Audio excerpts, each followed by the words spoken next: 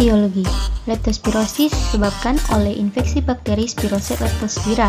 Hal ini paling sering menyebar melalui paparan urin hewan yang terinfeksi baik dari kontak langsung atau dari kontak dengan tanah atau air yang terkontaminasi oleh urin. Hewan umum yang menularkan leptospirosis termasuk hewan ternak seperti sapi, babi, dan kuda, tetapi dapat berkisar dari hewan liar seperti rakun dan landak hingga anjing peliharaan. Epidemiologi. Leptospirosis biasanya terjadi di iklim temporal selama akhir musim panas atau awal musim gugur di negara-negara barat dan musim hujan di daerah tropis. Insiden di daerah tropis hampir 10 kali lipat dari iklim temporal. Ini cenderung menjadi penyakit yang tidak dilaporkan karena gejalanya meniru banyak proses penyakit lainnya. Namun, WHO memperkirakan bahwa ada 873.000 kasus setiap tahun dengan lebih dari 40.000 kematian. Faktor risiko. Beberapa faktor risiko yang berhubungan dengan infeksi leptospirosis meliputi yang pertama, pekerjaan, orang yang aktif sebagai petani, dokter hewan, pekerja saluran pembuangan, penjaga hewan peliharaan, dan penangkap hewan pengerat. Yang kedua, usia. Yang ketiga, kondisi saluran pembuangan. Yang keempat, keberadaan hewan peliharaan. Yang kelima, keberadaan tikus. Yang keenam, fasilitas pembuangan sampah. Yang ketujuh, fasilitas pembuangan air limbah.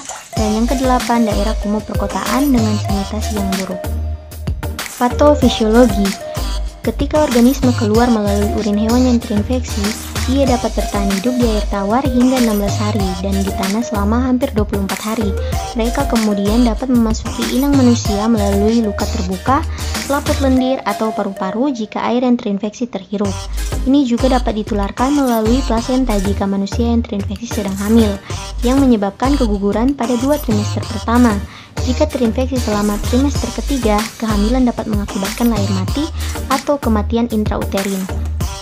Begitu berada di dalam tubuh, bakteri masuk ke saluran limfatik dan kemudian ke aliran darah. Dari aliran darah, infeksi dapat menyebar ke seluruh tubuh, tetapi cenderung menetap di hati dan di ginjal. Biasanya diperlukan waktu antara 1 hingga 2 minggu bagi orang yang terinfeksi untuk mulai menunjukkan gejala, tetapi bisa memakan waktu hingga 1 bulan. Diagnosis. Leptospirosis sulit didiagnosis baik secara klinis maupun laboratorium. Tes standar seperti kultur dan tes aglutinasi mikroskopis atau MAT melelahkan dan membutuhkan laboratorium yang lengkap dengan staf yang berpengalaman dan terbatas pada beberapa pusat ahli.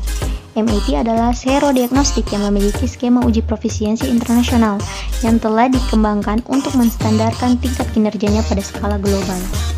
Manifestasi klinis.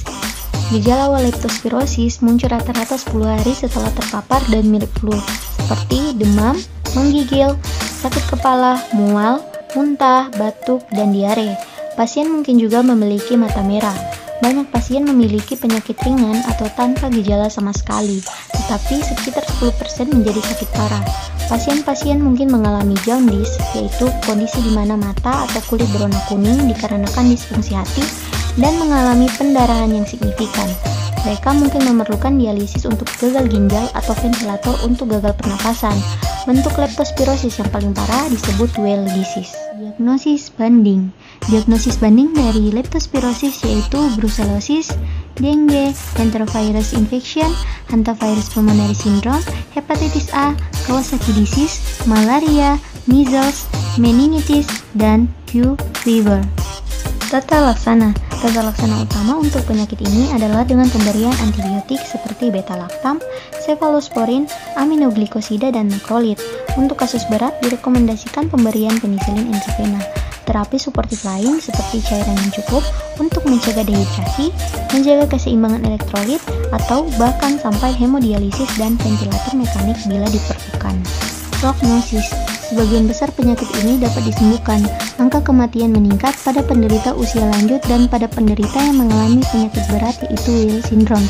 Semakin cepat penyakit ini dideteksi dan tidak terlupakan, maka prognosis untuk pasien akan menjadi lebih baik.